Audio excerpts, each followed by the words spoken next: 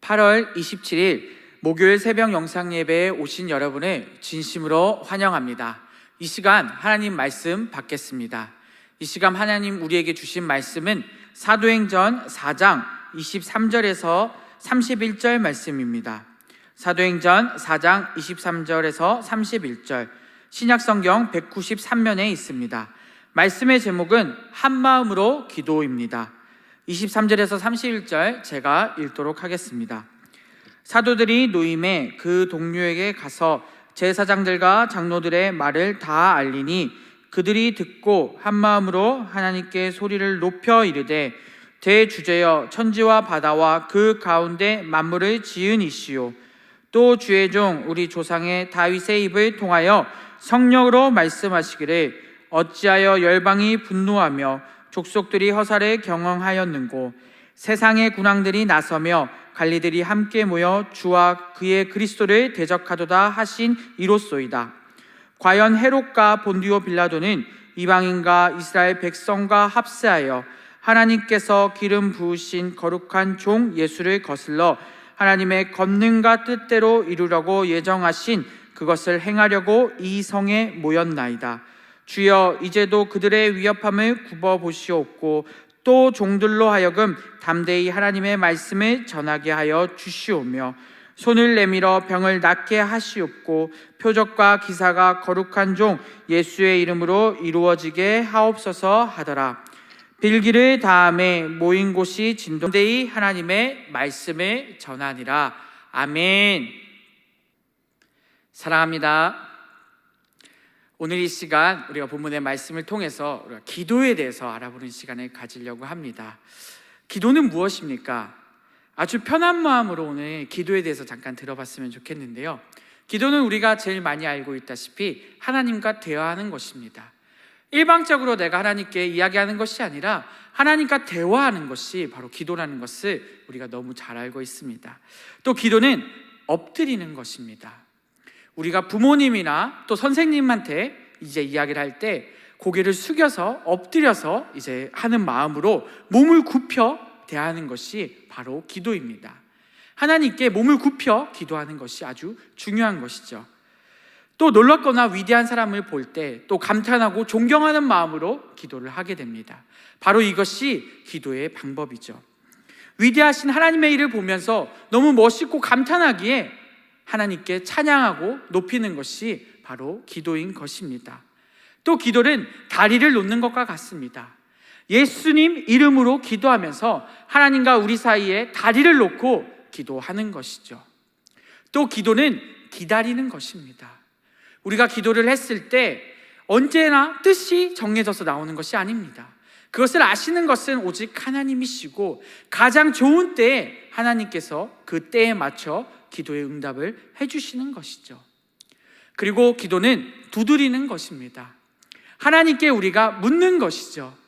문을 두드릴 때 하나님께서 그것을 응답해 주시고 또 문을 여시면서 우리에게 화답해 주시는 것입니다. 이것은 제가 유년부 때 아이들에게 기도 설명할 때 이야기했던 것인데요. 이 기도는 너무나도 간단하고 쉽지만 우리의 삶 속에서 이것을 또 생각하지 않는다면 또 내 마음대로 또 내가 원하는 대로 기도를 드릴 때가 많기 때문입니다. 우리는 기도 생활을 잘 알고 있나요? 기도를 하다가도 다른 길로 셀 때가 많은 것 같습니다. 오늘 본문을 통해서 사도들과 성도들의 기도 생활을 보면서 한마음 한뜻으로 우리가 기도를 했으면 좋겠습니다. 우리 본문을 볼 텐데요. 오늘 본문은 사도들이 감옥에서 풀려나와 같이 성도들과 함께 기도하는 장면이 그려져 있습니다. 베드로와 요한은 감옥에서 풀려난 후에 동료들에게 찾아갔다고 기록되어 있습니다. 이 동료들이 누구인가요? 바로 한마음 한뜻을 품고 있는 사도들과 성도들이죠. 같은 마음으로 하나님을 섬기고 있는 하나님의 자녀들인 것이죠. 이 사도들은 풀려나자마자 명령을 받습니다. 이들은 18절에서 예수님 이야기를 하지 말라는 명령을 받습니다. 이들은 하지만 바로 그 명령을 어기고 동료들에게 달려가서 예수님의 이야기를 하기 시작합니다. 그리고 한마음으로 함께 기도하는 것입니다. 어떻게 이들은 이것이 가능했을까요? 죽음을 당하기 일부 직전임에도 이들은 목숨을 걸고 이 이야기를 전했습니다. 바로 이들은 중심이 이미 하나님께 맞추어져 있었기 때문입니다. 그들이 어떻게 기도합니까? 24절에 보니 오늘의 제목처럼 한 마음으로 기도하기 시작합니다. 함께 소리를 높이며 하나님을 찬양하며 기도하기 시작합니다. 모든 만물의 주권자로, 창조자로 하나님을 찬양합니다. 기도는 두 가지로 나타나는데요, 먼저 주권자이심, 창조주심 하나님을 높이고 하나님을 나타내는 기도를 이들이 하게 됩니다. 그리고 두 번째로 간구하는 기도를 하게 됩니다. 간구의 기도는 세 가지로 나타나는데요, 우리가 세 가지를 살펴보면서 기도를 어떻게 해야 되는지 봤으면 좋겠습니다. 먼저 첫 번째로 사도들과 성도들의 어려움 가운데 우리를 지켜달라고, 돌봐달라고 하나님께 요청하는 기도를 합니다. 이 사도들이 자기의 목숨을 지켜달라고 하는 기도가 아니라 내가 속해 있는 공동체, 이들을 도와달라고 하나님께 기도하고 있는 것이죠. 왜 그렇습니까? 바로 이들의 가장 중요한 임무는 복음을 전하는 것이기 때문이었죠. 이들이 정말 하나님의 보호심 가운데, 도우심 가운데 복음을 전하기 위해서는 하나님의 보호가 반드시 필요하였기 때문입니다. 그렇게 두 번째 간구의 기도가 바로 용기를 달라는 기도였습니다. 이들은 목숨을 걸고 복음을 전해야 했습니다. 용기가 없이는 복음을 전할 수 없기 때문이죠. 그렇게 내 마음속에 용기를 얻어서 정말 하나님의 복음을 잘 전할 수 있게 달라고 기도했던 것이죠. 이러한 어려움 속에서도 목숨을 걸고 담대히 하나님의 복음을 전하기 원했다는 것입니다. 힘든가 어려운 가운데서도 제일 중요한 게 주님의 복음을 전하는 일임을 이들이 알고 있었기 때문이죠. 참으로 저를 많이 돌아보게 됩니다. 저는 저에게 위험과 어려움이 온다면 방어하고 또 웅크러들게 되기 때문입니다. 주님의 복음을 전하는 일에 부름을 받았음에도 하나님께서 부르시는 이때에도 더 웅크러드는 저를 볼 때마다 너무나도 안타깝습니다. 주님은 저를 복음을 전하는 자로 부르셨는데 어려움이 있다고 그 하나님의 뜻을 깨닫지 못할 때가 있다는 것이죠. 환경과 상황이 우리에게 더 어려움이 있다면 우리는 이와 같은 이 사도들의, 성도들의 기도를 해야 한다는 것이죠. 교회를 지키고 담대히 복음을 전하는 자가 되게 해달라고 기도해야 한다는 것이죠. 높으신 하나님은 무엇이든지 알고 계시고 이 상황, 이 환경들을 또 하나님께서 이끄십니다. 우리는 이것을 깨닫고 하나님의 복음을 담대히 전해야 할 줄을 믿습니다.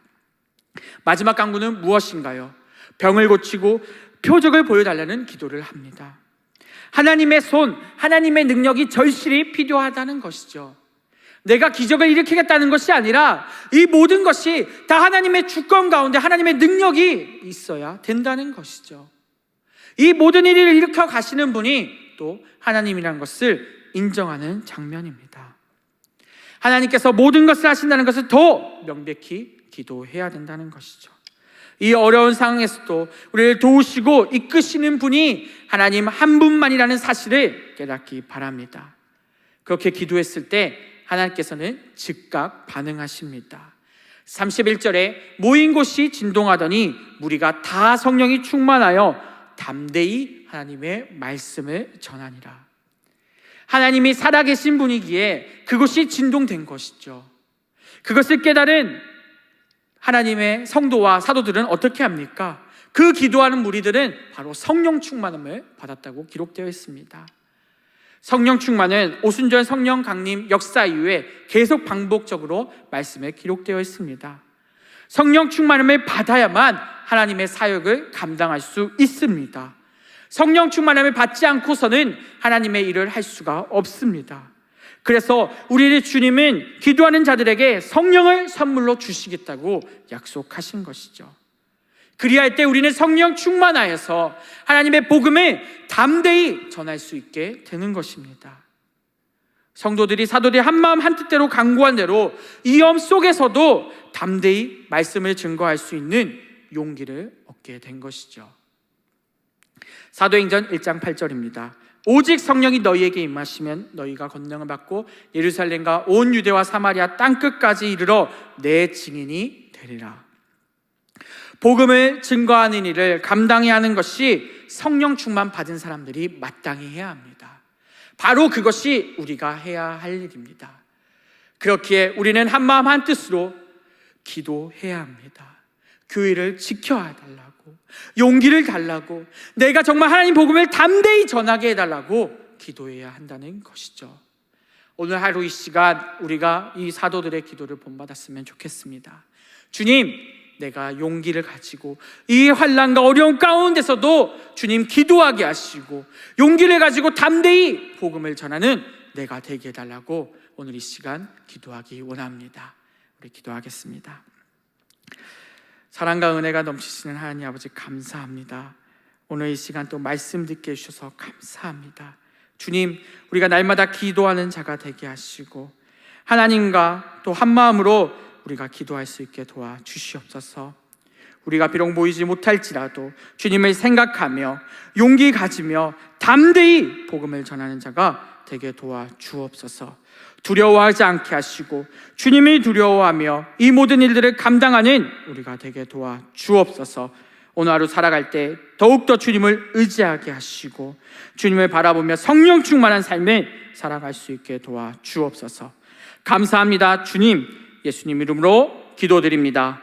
아멘.